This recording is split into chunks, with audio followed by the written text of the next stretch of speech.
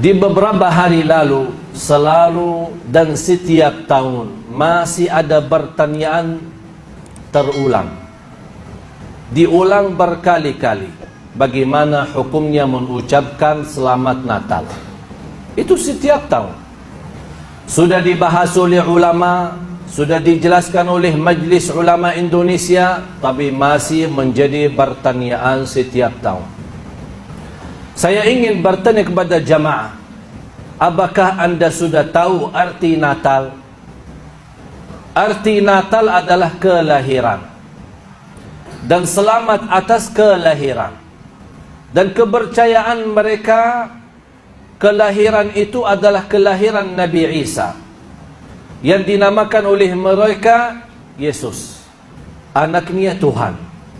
Ketika mereka merayakan hari itu, berarti mereka merayakan kelahiran anak Allah. Kita sebagai orang Muslim sudah belajar, bahkan sudah hafal, Qul huwallahu ahad, Allahus samad, lam yalid wa lam yulad. Tidak punya anak, dia tidak beranakan. Berarti kalau Allah tidak punya anak, kita sudah percaya dan yakin Allah subhanahu wa ta'ala Maha Esa, Al-Wahidul Ahad, Al-Hayyul Qayyum, Maha hidup dan Maha berdiri sendiri. Allah subhanahu wa ta'ala Maha berkuasa, Allah subhanahu wa ta'ala Maha kaya, tidak tergantung kepada makhluk siapapun. Tapi kalau kita mengucapkan Selamat Natal atas kelahiran anak Tuhan, berarti kita sendiri sudah mengingkari Qul huwallahu ahad. Ada orang berkata toleransi, kita kan basa-basi. Bagaimana kalau mereka mengajak kita makan babi? Boleh enggak basa-basi? Makan babi basa-basi demi mereka. Kalau memang boleh makan babi, boleh ucapkan Selamat Natal.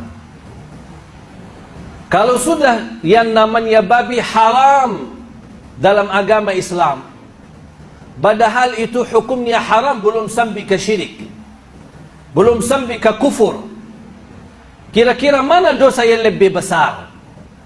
Mengucapkan selamat atas kelahiran anak Allah atau makan babi? Jelas dosa jauh lebih besar kita berkata Allah mempunyai anak.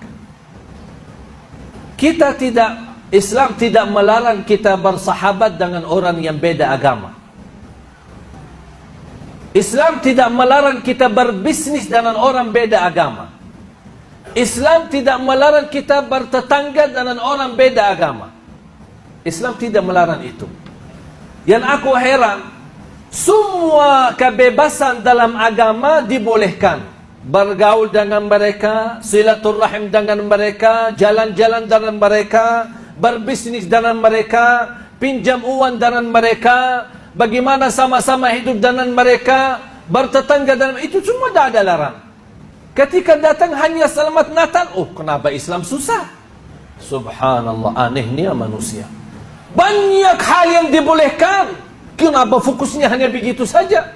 Mengapa susah mau mengucapkan?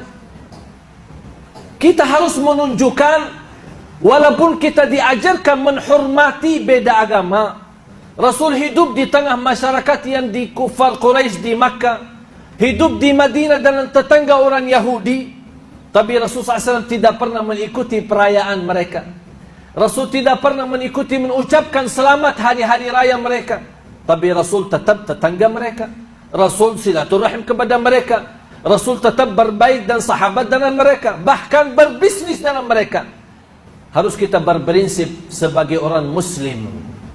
Hal yang terkait dengan akidah, mohon maaf, tidak ada tawar-menawar, walaupun orang tua sendiri. Di luar itu, saya baik, sahabat, memberikan yang baik untuk semua orang. Siapapun, bahkan Islam menilai memberikan pahala yang besar bagi orang-orang yang memberikan perhatian kepada binatang. Saya yakin anda semua sudah hafal hadis seorang wanita yang memberikan air minum kepada anjing. Allah ampuni dosanya. Padahal anjing di hukum Islam najis dan haram. Tapi Allah melihat perbuatannya, biarpun anjing najis, tapi karena berilaku baik, memberikan kasih sayang kepada binatang, Allah menilai itu. Bagaimana kalau kita kasih sayang kepada manusia? Kepada binatang saja pahala besar, apalagi kepada manusia.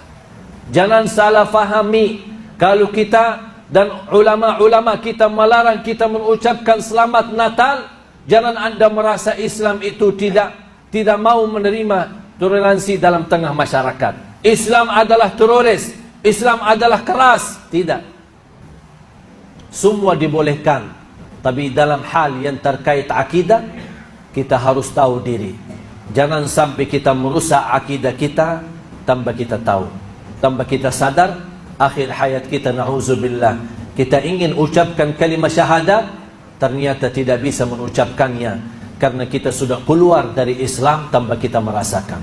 Harus kita berbanyak istighfar, harus kita membela dan menjaga akidah kita, karena akidah itu tidak bisa dibeli, karena akidah itu adalah modal hidup kita, bahkan bekal keselamatan kita nanti di hadapan Allah hari kiamat.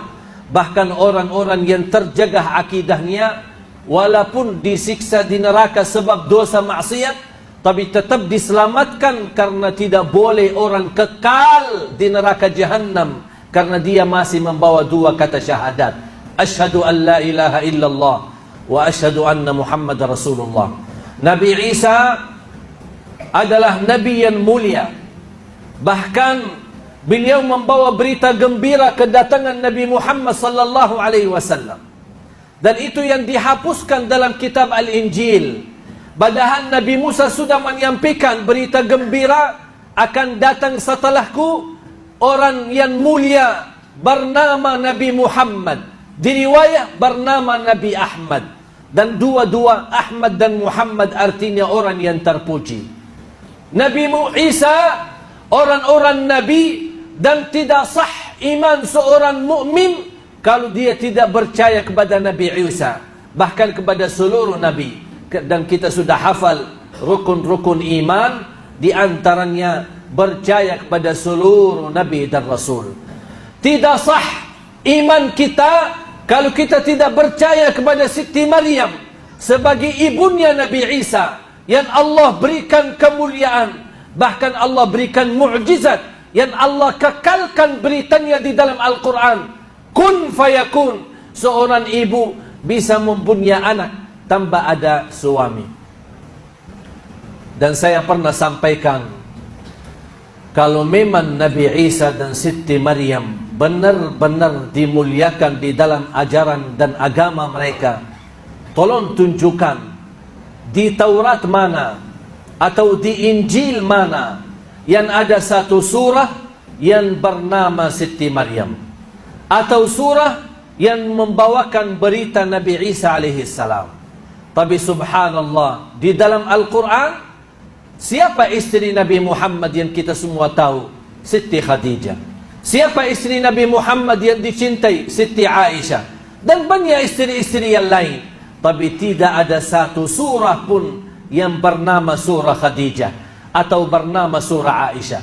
Tapi karena kita umat Islam memuliakan Siti Maryam, memuliakan Nabi Isa alaihi salam, Allah turunkan Al-Quran yang kita baca, dan Allah kekalkan Al-Quran sampai hari kiamat. Ada satu surah lengkap dari awal sampai akhir, namanya surah Maryam. Dan saya ingin, kalau anda punya kenalan orang-orang non-muslim, boleh anda hadiahkan hanya surah Maryam dengan terjemahan, supaya mereka tahu persis kapan kelahiran Nabi Isa alaihi salam. Yang mereka percaya kelahiran Nabi Isa atau kelahiran anak Tuhan tanggal 25 Desember. Padahal di dalam Al-Quran, kelahiran Isa itu adalah di musim turunnya buah kurma yang dinamakan rutab. Rutab itu adalah kurma separuh atau setengah matang. Itulah musim, tidak boleh dan tidak mungkin bisa berbuah pohon kurma di musim dingin, di musim salju. Harus musim panas, bahkan panas sekali, baru bisa berbuah. Allah ceritakan persis keadaan kelahiran Nabi Isa, tapi mereka merubahkan dalam sejarah dan mempalsukan cerita Natal, menjadikan 25 Desember yang menjadi hari-hari biasa, hari dingin dan hari sejuk. Yang kita lihat sekarang di negeri barat memang musim salju, musim dingin, dan masuk di negeri Arab sendiri. Oleh karena itu jamaah sekalian, jangan pengaruhi dari media yang benar-benar nyata, yang batil-batil nyata. Kita harus menjaga akidah dan tetap kita berakhlak baik sama semua orang. Siapapun agamanya, apapun agamanya, kita berbaik sama semua orang. Mengapa? Karena kita membawa pesan, wa ma arsalnaka illa rahmatan lil alamin. Itu akidah kita. Rahmat bagi seluruh alam, rahmat bagi binatang, rahmat bagi pohon-pohon, rahmat bagi seluruh makhluk, rahmat bagi manusia, rahmat bagi non-muslim, rahmat bagi sesama muslim. Dimanapun kita berada, membawa perjuangan Nabi Muhammad rahmatan lil alamin.